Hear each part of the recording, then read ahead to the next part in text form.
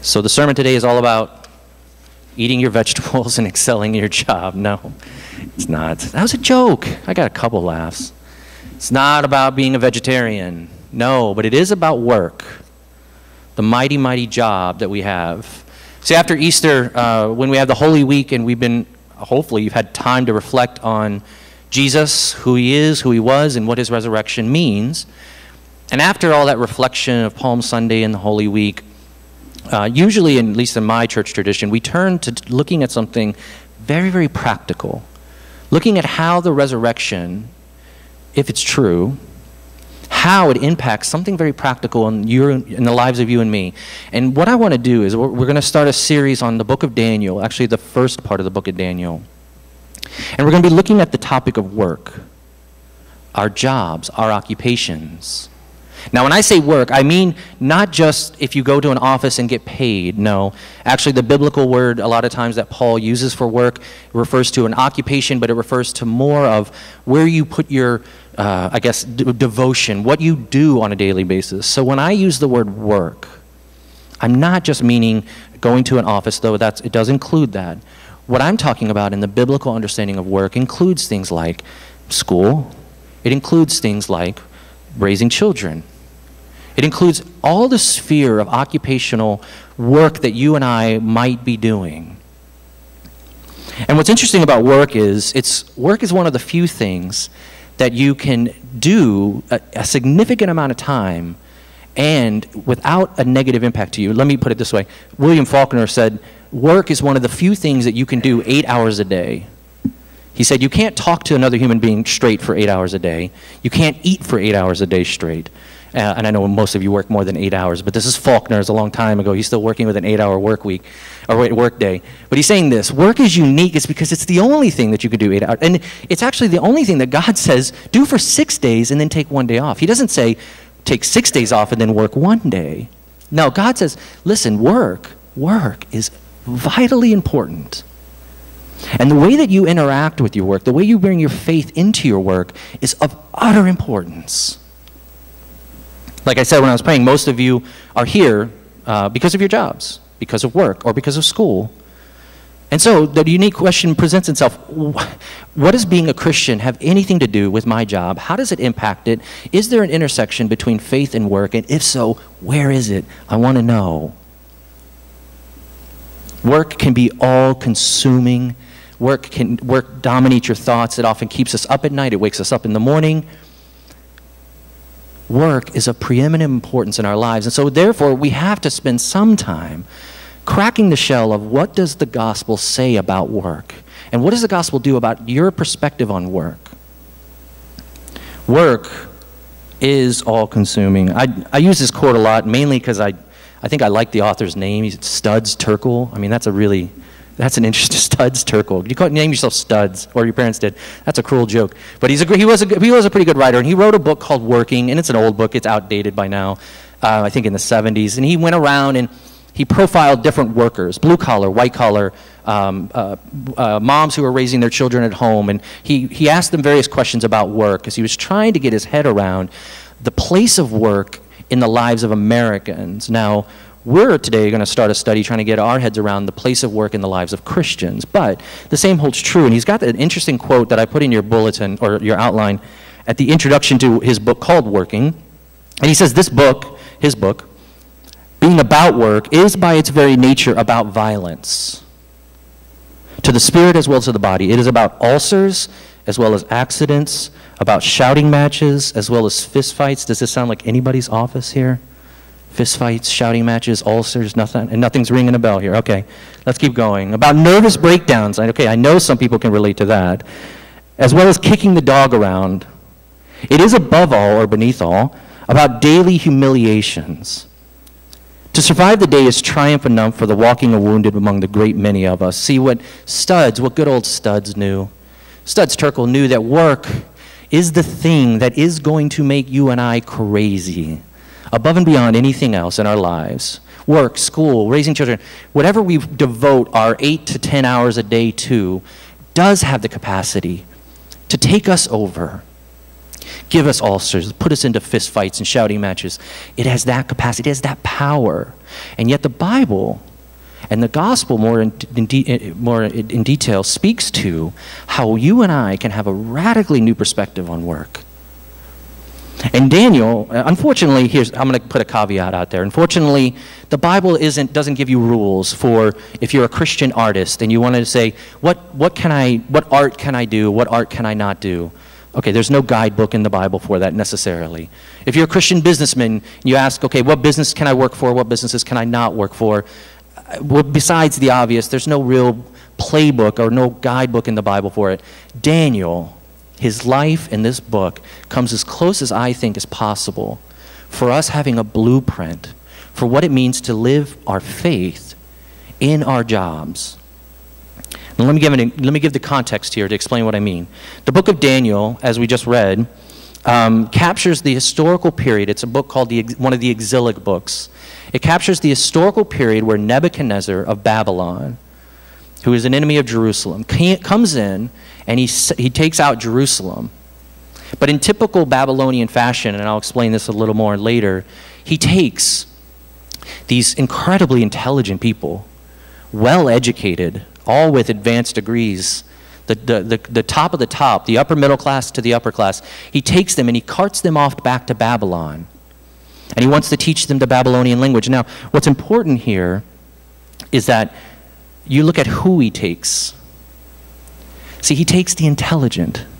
He takes the promising. He takes the upwardly mobile. He even takes the good-looking. Does this sound familiar? I'm giving you all a compliment here. This is you. This is me. I'm not good-looking, but whatever. I would call myself, used to be upwardly mobile, maybe. But this is what he does. He takes the people that are just like you and us, this small group in this room, and he carts them off to a foreign land. And most of you here today are a foreigner here in Seoul. You're here to work, and this is exactly the position that Daniel finds himself in. He's hauled off to work in a culture and a society that would have challenged his beliefs, in a very workplace that would have challenged his most held deep beliefs. And so Daniel's a great model, and we'll look at him over the next 6 to 7 weeks to see how does he bring his faith to bear on his work. But from Daniel chapter 1, what we see today are 3 things that I want to look at about work. And Daniel shows them, that God speaks clearly through chapter 1. First, he shows us the good of work. Then he shows us the bad of work. And lastly, he shows us the how of work. The good, the bad, and the how. I know it's usually good, the bad, and the ugly. Today it's going to be good, the bad, and the how. The good of work, the bad of work, and the how of work. First of all, the good. Do you notice here what it says at the beginning passages? And I emphasize the word, delivered. It says the Lord delivered them. Now there's one way you can look at it to say, well, why would an all-loving God take his people and deliver them into the hands of the enemy so that they could work for that enemy's good? Okay, that's an interesting way to look at the question, but I want to reverse your prism on this today. Rather than don't blame God just now. Give God a break. We blame him enough for stuff. Give him a break, and instead think about it the other way. Why would God possibly want Daniel and these elite, intelligent people, these nobles, to go off and work in a foreign culture? It's because God intended them to be there. God looks at these people and says, I am going to pick you up and place you in a foreign environment, and I want you to work for the good of that place. I don't want you to rebel. I don't want you to run away. I want you to work for the good. And if you were here a few months ago, you heard me talk about how this community ought to be serving the city, and I preached from Jeremiah 29. Great letter, go back and read it. Here's the summary. God is saying to these exiles, these very ones, don't run out of the city. Don't run away. Don't avoid the pluralistic pagan culture. Go into it and work in it. See, God intended him to be there, and what that tells us is this, and it echoes all throughout the Bible, specifically in Genesis, that we worship a God who is for work. We worship a God who says work, our jobs, you and me, no matter what we're doing outside of the obvious illegal activities, our jobs, by and large, are good. They're meant for good. God, in the garden, he was a worker. When he was creating, I spent a lot of time this past couple weeks looking back at different creation stories from various different worldviews that were held, Greco-Roman, Mesopotamia, Babylonian, and I found something very interesting about all of them. It seems that when they think of creation, they think of creation as something that spontaneously happened or happened out of a result of a fight between gods or some other catastrophe. Genesis tells us this: God is intentional about working. He creates, like an artist creates a painting, like a composer creates a symphony. God creates at the beginning of time. Why? Because he says work is important. And most Christians, actually, a lot of people think that Adam and Eve started working after the fall. But if you go back, you'll see, no. God says to them before the fall, he says, I want you to work. They were gardeners. See, what God is saying here, and what he's saying to Daniel, he's saying, I'm going to place you, this is my intention. My intention is that you work, that you have a job, that you do something productive. Dorothy Sayers, a writer, captures this by saying, what is the Christian understanding of work? It is that work is not primarily a thing that one does to live, but the thing one lives to do. It is or should be the full expression of the worker's faculties, the medium in which he or she offers himself to God. What Dorothy Sayers is saying, same thing Genesis says, the same thing that we learn in Daniel. God has delivered Daniel over. And he's saying, I want you to work in this environment. And before, and again, another caveat, before you get caught up, I know that Daniel, if you know the book, he becomes a dream interpreter. And he's trained in the Babylonian ways of magic. And it's easy to first say, well, that's all sinful. He shouldn't have been doing that. A good Christian or a good follower of God would have never taken that job. Let me contextualize it a little bit. I'm not saying those are good things. Don't get me wrong. Divinations, no, they're not biblically appropriated. But let me give a context here. What Daniel was really doing was something more like what you and I would call a political aid. He was serving in politics, basically. And the way in which, in this time, the Babylonians did anything in politics was through dream interpretation. As archaic and antiquated as that sounds to you and me, that's how they did. They built cities based on dreams. They built monuments based on dreams. And we'll see through the book of Daniel that dreams play an incredibly important part. I don't want you to get caught up on that. Just know this. Daniel was working in a political structure that was foreign to him, that was potentially hostile to him. And yet God says, here's where you are. I remember, most of you know my story that I lived in New York City when I went to college and then afterwards when I was working. And I remember there was a time, I don't know if it was just arriving in New York and you get depressed because it's a big city or something, but I went through this period where I didn't know why I was there. I was working full-time and going to school, driving myself crazy. I couldn't really find a church. I know this, you guys know this is a broken record. Everybody has this kind of thing when they first move somewhere. And I remember just, obviously you have the questions. Am I supposed to be here? What am I supposed to be doing here? Why did I come to this big place? And I wrote a letter back to my home pastor. Basically said, I can't find a church. Can you help me recommend one? Oh, and by the way, I'm miserable here. And I did it in a longer letter than that. And he wrote back something very interesting. I don't remember the rest of the letter, but he wrote back something interesting. And he says, you know what? There is no perfect place. There's only where God perfectly places you. And he said, you have an ability right now in being in New York City to do something with your vocation. And it was a good challenge to me, and this is the same thing that we find in Daniel. The good of work is this. God is a God of work, and God is a God that places you and me in our jobs, no matter what they are, for a very specific purpose. And it may look, Daniel was working in a foreign political environment, and it was easy for him to say, I don't want this job. It's meaningless. Yet, something in Daniel saw the redemptive nature that God was what he was doing in that job. Now, there's a good side to work. Work is inherently good. Your jobs, I know some of you are thinking, no, this is not true, but it is true. Your job, your school, whatever you may do as your vocation is vitally important because it connects you to the ultimate worker, the ultimate creator. But there's a bad side. There's a bad side to work. And it comes here when you see that Daniel, you notice that him and his friends were given a different name. Now what's going on here? See, for you, I don't know, depends on which culture you're from. From my background and culture, names are important, but they're not your identity. I mean, you can change your name if you want, and people are still going to know you.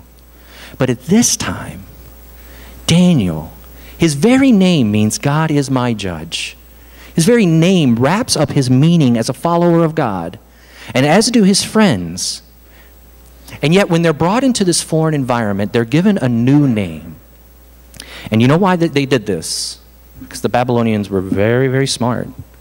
The Babylonians had taken over many different cultures, and they knew, yeah, you could destroy a city, but eventually people would rise up from that city and they'd come after you out of vengeance and revenge. So the Babylonians got really smart, and they said, you know what we're going to do? Take their best and their brightest, bring them into our city, and change their names. Give them new passports, give them new identities. What they were doing was what we would now call cultural assimilation. And it worked beautifully. Because the Babylonians knew the best way to get somebody to forget who they are is to change their name and teach them your language, teach them your form of business. It's the same today with our jobs. When you and I go into our jobs and we assimilate, which means that we become like everyone else in our jobs, we act and behave like everyone else in our school, and we act and behave like everyone else in our community with no distinctiveness, then what work has done is what the Babylonians did to Daniel, or tried to do at least. Work has come into your heart, and it's assimilated you to it. You know you've had two names. I'll give a quick litmus test for you. You know you've had two names in your job, your Christian name and then your job name. When you start to do everything the same way as all your coworkers do, I know it's hard. You want to send that nasty email. You want to defend yourself in the meeting room, and you want to get that project that gives you the recognition and takes it away from other people. When you start to do that, when you and I start to do that in our workplaces, it's because our name has slowly started to be co-opted by our job. Now, I'm not naive, okay? I'm not sitting here telling you to be some sort of Ned Flanders from The Simpsons and just, be the ultra religious. I don't want you to go to work tomorrow or school with an I Love Jesus t-shirt. It's not going to happen. I get it. I know that. I spent over a decade in corporate America. I know what it's like to work. And you know what the interesting part about it is? I went through 4 years of seminary while working full-time, and not one person in my job knew that I was in seminary. Isn't that kind of interesting? It's because I was really good at keeping it quiet. Why would I let them know? Why would I possibly let them know? That was one way for me to put a fence around one part of my life. And what I was really doing was being protective, being privatized, being individualistic, just like every one of my coworkers. Now, that's the good of work. That's the bad of work. What's the how? How does Daniel give us a picture? He's going to, I hope you join us over the next 6-7 weeks, because he's going to give a beautiful portrait of how faith in many different ways interacts with your job, your work, your school, whatever it may be. But here today, he gives us one, and he gives us a how, and he gives us the principle, not the particulars. And what I mean by that is this. I'm going to give you a principle. It's up to you to apply the particulars. Because I know all your jobs. I talk to almost all of you. I could sit here and go through every one of your jobs and give you a particular application, but we don't have enough time. So you have to figure out the particulars. I'm just going to give you the principle, and the principle is this. What does Daniel do that's distinct? Do you notice? They're all offered the royal meat and the royal wine, and he says, well, I don't want to drink that. I want to have vegetables and water. Commentators go back and forth on if he's doing it because of religious reasons. He says ultimately, I don't want to defile myself, so probably it was religious. Here's what's really happening, and it comes forth with his overseer, his boss. Do you remember what his boss says? His boss says, if I do this, I could lose my head. And as we'll see in a couple chapters, Daniel, because he's thrown into the fire, Daniel could have very well lost his head. Let me sum it up this way. Don't get into whether it's a religious thing or not. Here's the summary. Daniel takes a risk. Daniel takes a monumental risk. He risks his resume. He risks his reputation. He risks the way people look at him in his office. He risks his ability to advance, his promotion opportunities. He puts all of that at risk. Now, why he does it isn't very clear, but that he does it is very, very clear. Daniel is basically saying this.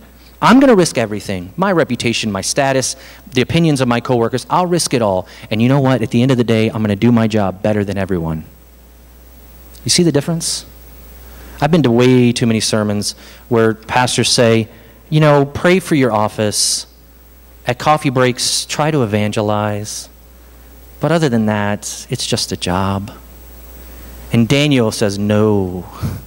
Daniel says, wherever God has put you in your work, you are to excel. Because when you excel, you connect with the Creator. But as you excel, you're going to be forced to take risk. Remember, that's the principle. You have to find the particulars. What's the risk? What would you be willing to risk? How does Daniel get this power to pull off the risk? I don't know. Maybe he was just a really faithful guy. But here, I'm going to give you something even better as a power. If you want to take a risk in your job, if you want to take a risk in your vocation, if you want to start doing things distinctively, not responding to emails the same way, not responding to people the same way, not taking power but rather giving up power, not trying to get people to serve you but rather serve them, if you want to take that kind of risk,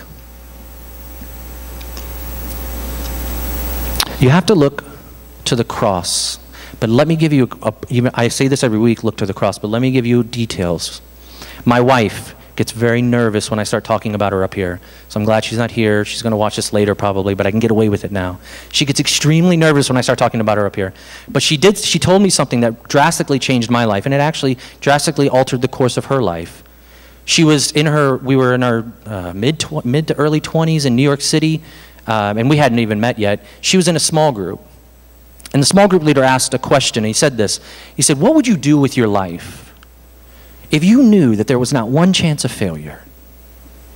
And of course, it's a challenging question. It's a fun question to answer. And for my wife, it made her take up her dream of being a journalist. She moved to Tokyo, where she always wanted to go and live.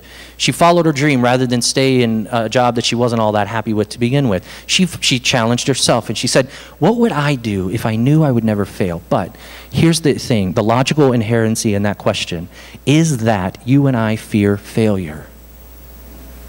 That's why it's such an interesting question, because it says if all failure was erased, what would you do without any fear? But the whole point is, in our work, in our jobs, in our schooling, the thing that keeps us from taking bold risk, from being a Daniel, it's because we fear. And the gospel tells you this. It says that through the resurrection, you have nothing more to fear. Do you realize that? That if the Lord of the universe looks at you and says, you are so splendidly beautiful because of what Jesus did, not because of what you've done. You can mess up all you want at your job, and you're still beautiful to me. That removes every ounce of failure that you could ever feel or should feel. The gospel basically says, in and of yourself, you're capable of nothing. But through Jesus, you're capable of everything. You can take bold risk and not worry about the outcomes. You don't have to fear failure. Really, the gospel tells us this: your job is important, but it's not ultimate. See, this is what Daniel knew. Daniel knew that his job was important. This is why he excelled in it. This is why he learned the Chaldean language for 3 years. This is why he studied their arts, studied everything about them, because he applied himself to his job. He knew his job was important, but he knew that his job wasn't ultimate. There was something above his job that he worshiped. Another way to put it is your job's important, but it's not ultimate. You are special, but you are not significant. Oh, and I know for the ones who have the Blackberries in the room, that's hard to hear. You're not significant. None of us are. God looks at you and says, you and yourself are not. You don't have to answer that email. You don't. The world will go on. You don't have to respond to that person. The world will go on. But he says this: you're not significant, but in my eyes, you're special. How can you take a risk like Daniel? How do you do your jobs in a distinctive way that makes people look and say, wow, they're excelling, but they're doing it drastically differently than I'm doing it? It's by looking at Daniel as a model, but it's by looking at the gospel as a principle and as the power. The gospel says you are not significant, but because you are so special, I died for you and I rose. And because the resurrection happened, it means that God is doing something here. Here's the practical application. Tomorrow's Monday.